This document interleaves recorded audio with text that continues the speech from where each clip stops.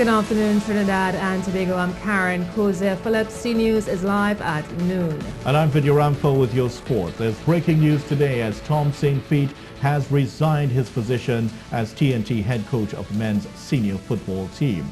As you remember, the Belgian was appointed to replace Stephen Hart as head coach on December 7th and has lasted only 4 games in charge.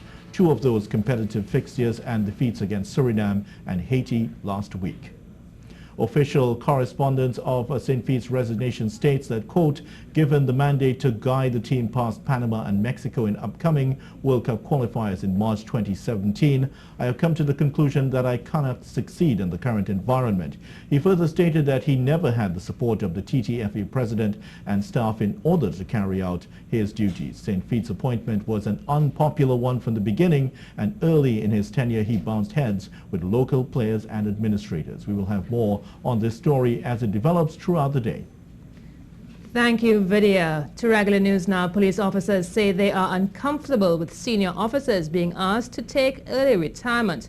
According to reports, the acting police commissioner sent letters dated January 9, 2017 to Senior Superintendent John Trim, head of the Eastern Division, and head of the Northern Division, Simbanath Rajkumar, asking them to step down. The commissioner cited poor performances in their crime-fighting measures in 2016. Well, this morning, CNews spoke with the Police Service Social and Welfare Association on the matter, and Marie-Therese Bernard has more. The action of the Police Commissioner Stephen Williams to hand 2 senior police officers letters asking them to take early retirement is not sitting well with other policemen. Secretary General of the Police Service Social and Welfare Association, Anand Ramasar, says it is a welfare issue. The issue is generating a lot of mixed feelings among the membership, and especially both in the first division, and there's also mixed feelings in the second division. The association recognizes that it's never a good feeling among police officers to be prematurely retired from the police service, and it is a welfare issue for us. Whether or not the Commissioner of Police has the power, the Act 2006 speaks of that particular power, but the issue really is whether a proper procedure has been followed in relation to it. The association secretary said he will be working with their membership to bring some resolution to the situation. We have taken into consideration, one, that those officers can present staff reports that show that they would have gotten the top grading over the previous period where an assessment was done. So in moving forward, the association will be meeting with its general membership. We'll also be meeting with the first division officers whom we represent and try to bring a resolve to this particular issue. Mr. Ramasar says the performance of the 2 senior officers is the point of contention, and the association is hoping that other avenues can be used for dealing with this circumstance. We are hoping that there may be alternative options in this matter, whether the Commissioner of Police wants to look at sending these officers to different departments, or whether there could be some training in relation to the area. At the end of the day, these persons have a lot of experience to their name, and it cannot be the best position to just dispense with them immediately without having a procedure in place. Marie-Therese Bernard, CNews. To other news now, the Prime Minister Dr. Keith Rowley will address the nation later today. A statement from the Office of the Prime Minister said this will be done at 8 p.m. Details as to the contents of the Prime Minister's address were not disclosed. The address will be aired on CTV and Talk City 91.1 FM at 8 p.m. To Carnival news now, Panorama 2017 will go on. This was the outcome of a marathon meeting on Tuesday evening with the relevant stakeholders at City Hall's Murchison Brown Auditorium. Despite the unresolved matter of the non-payment of fees to PANmen since 2016, as well as other matters, Panorama 2017 will still happen. To get into that. What's going to happen is that from where I sit, our president, he's ill, right? He has not resigned. He has been given some leave and he is going to come back. When he comes back, we as an executive will meet and we will treat with some of the, right? And as a matter of fact, some of the concerns are being treated with. The revised schedule should be released by the association later today. Members who spoke to the media after the meeting said the compromise was made in the best interest of PAN. But they said all outstanding matters will be addressed after Carnival. People is the voice of God. We have found a compromise. I can live with that. Once PAN players remittances in 2016 are paid. And we will get back to some more Carnival developments later on in the newscast. The Employers Consultative Association is today questioning where state-owned Petrotrin will get the $80 million to pay its workers. The workers had threatened a strike last Monday. However, after meeting with the company and the Minister of Labour, they opted to take a 5% interim salary increase for the period 2011 to 2014. In a statement, the ECA said it will continue to monitor the developments and remain optimistic for a speedy resolution as negotiations continue between Petrotrin and the OWTU. It is encouraging good sense to prevail in the national interest to overcome the current challenges and achieve a better quality of life for all.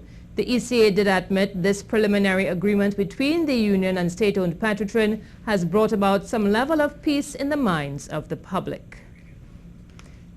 You're watching the CNews Live Report at noon. Remember, you can keep up to date with all the latest news on our website at ctvtt.com, or you can check out our Facebook and Twitter pages at CNews Live.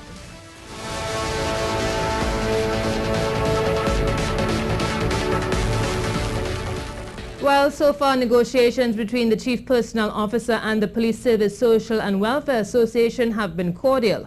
However, Association General Secretary Anand Ramasar says a 0-0 offer is not going to be acceptable.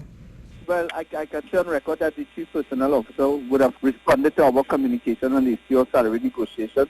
We are poised to submit our salary proposal. If not by the end of this week, we will submit it early next week. I can tell you clearly the pulse on the ground is that it is not going to be anything like 0-0 that the police officers are going to accept in relation to that. We understand the strength of our organization, and we will fight tooth and nail to ensure that police officers get a fair share when it comes to compensation. Asked whether they were worried that proposals for housing and other non-monetary items would be in jeopardy, as announced by other protective servicemen, Mr. Ramasar said that communication on this matter would be made if and when necessary. Two news are coming out of Tobago now. The Tobago Division of the Chamber of Industry and Commerce wants to hold discussions with stakeholders, members of the public and Caribbean Airlines before any changes are made to the cost of using the airbridge. There was a suggestion by the company's chairman to increase the cost of travel between the islands as the airline is not making a profit. He had said CAL had bought 5 ATR airlines. However, 2 are non-functional, putting a strain on what is operational. Now, according to Demi John Cruikshank, since only 3 planes are working, people of Tobago are suffering as some of their flights are being cancelled. That is some serious consultation with the people of Tobago and even the people in Trinidad, because the airbridge is a very, very, very important umbilical cord between Trinidad and Tobago. We need to understand the airbridge is not just because people want to jump on a plane to get to Trinidad.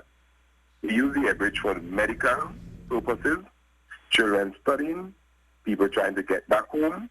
You're trying to connect out of the international market with Tobago. To other news now, 14-year-old Malaika Timothy has been found. According to police, she was found on Tuesday afternoon. She was reported missing by her father on Sunday when she did not show up at her aunt's home in Princestown. No further information on where she was found and her condition was given.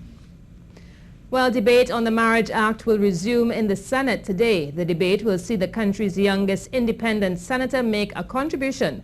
25-year-old youth advocate Nikolai Edwards will serve as temporary senator, filling the seat of independent Senator Jennifer Raffoul, who is currently out of the country. This bill itself has been surrounded by controversy in the latter part of 2016 as religious organizations shared their views on whether the legal age of marriage should be 18 across the board. While many were in favor, Secretary General of the Sanatan Dharma Mahasabha, Sat Maharaj, had said the Hindu group would not accept that. According to the current law, Hindus are allowed to get married at age 14 and Muslims are allowed to get married at age 12.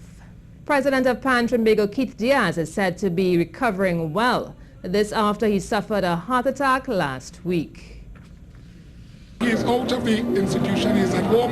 As a matter of fact, he told me he went to do a little walk this morning. All right? So our president is going to be back with us, and he will be all in and around the festivities. But one thing we're going to tell him, he ain't going and play more iron for. All right. Thanks very much.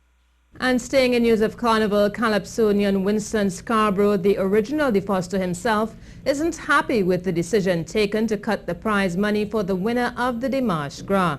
It was announced that the prize will be cut from $1 million to $800,000 due to the country's economic situation. As he spoke on Good Morning Trinidad and Tobago, DeFoster said this move is putting the art form in jeopardy. You have chutney, you have soca, you have mass, pan and calypso. But the two entities that started this journey is pan and calypso. And if pan and calypso start a journey like that and get the world aware into what we have experienced over the years, you cannot at this point in time in the history of the nation tell the pan people we're going to take $500 off of your $1,000. And $1,000 is really literally nothing. DeFoster said more should be added to that. We cannot use the financial crisis or burden to jeopardize pan and calypso any further than we have done. So we have to be able to do something to make sure pan people feel comfortable. Make sure they are comfortable. Make sure the calypsonians are comfortable. I mean, we're going to hold on to what they say, the money going down, so we have to tighten the belt again. We always hear that part. Okay, well, we go back to the Tobago House of Assembly elections set to take place on January 23rd, and we have our reporter Patricia Nicholson online to tell us what's been happening on the island. Good afternoon, Karen. Please excuse me if you're hearing a lot of noise in the background. I am in Scarborough at this very moment. But what I can tell you is that things are heating up in Tobago with regards to the Tobago House of Assembly election. We have four main parties contesting the elections: the People's National Movement, the Tobago Forward, the PDP, and the Movement for Transformation, which is led by Ms. Eugene Davis. Now, they are all over Tobago. Big trucks, playing political music, trying to convince Tobagonians that their respective parties should be the choice, or is the choice for governance for the next 4 years in Tobago. Now, Chief Secretary of London is trying to convince Tobagonians that over the past 16 years, his administration would have done enough to deserve another 4 years in power, while Watson Duke is saying, hey, this is a Tobago-based party, give us an opportunity to do more for Tobago, do things different for Tobago, because it's not to believe that the PNM did not do enough. And then we have the Tobago Forward saying, hey, give us the opportunity. We have been around for a while. They came out of the COP and formed the Tobago Forward, but they've been around, they understand the culture, and they're asking Tobagonians, now that they've formed a new party, now that they're doing things differently under new leadership, they're asking Tobagonians to trust them to lead the island forward. And then we have the Movement for Transformation, Eugene Davis, only 3 candidates, but she's making it clear that she would be best to lead Tobago. I don't know how that is going to happen, because she doesn't even have enough to make a majority, but she's making her statement. She's asking Tobagonians to be wise, open their eyes, see what's happening, and vote wisely. So we have a lot of action happening, night meetings, rallies, and so on. Okay, thank you very much, Patricia. That's Patricia there in Tobago. And Vidya is here with us for news of sports.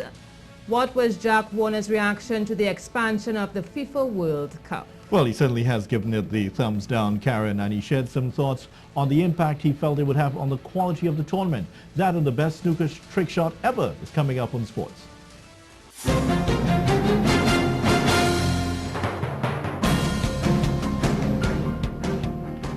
Well, we start sport today with the news that Tom Saintfiet, the Belgian who was appointed to replace Stephen Hart as head coach of the TNT senior men's football team, has resigned after just over 1 month in the job.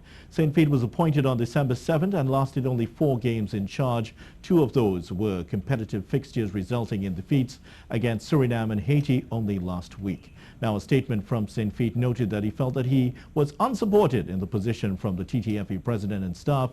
He said, quote, given the mandate to guide the team past Panama and Mexico in upcoming World Cup qualifiers in March 2017, I've come to the conclusion that I cannot succeed in the current environment. His appointment was an unpopular one from the beginning, and early in his tenure he knocked heads with local players, administrators, and one of those being Brent Sancho, who joins us on the phone right now. And Brent Sancho, was this a justified decision? Do you think that his resignation is unexpected?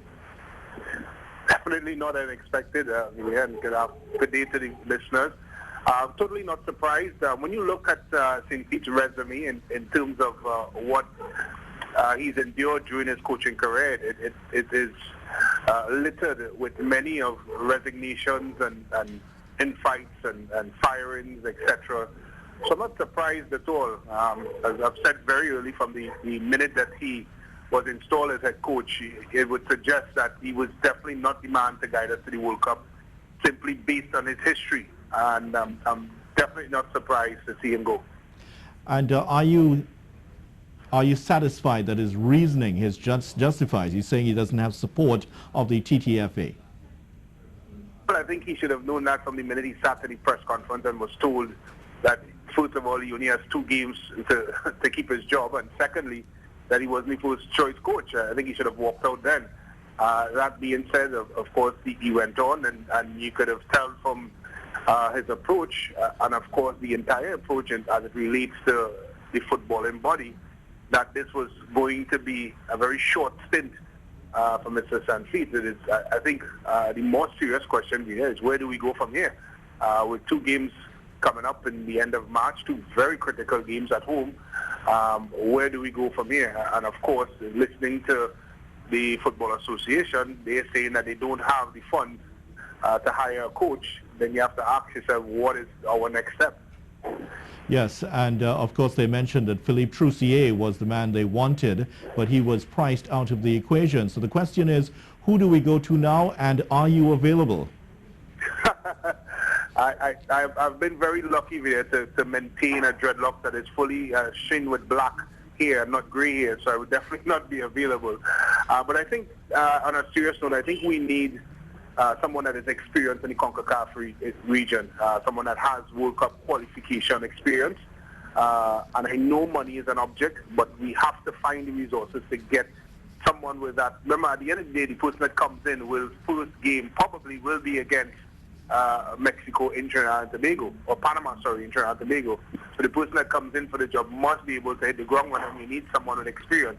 I would love to see the likes of a Jurgen Klinsmann or someone of that ilk, but of course, as money would dictate, the right person would have to fall into a certain budgetary demand.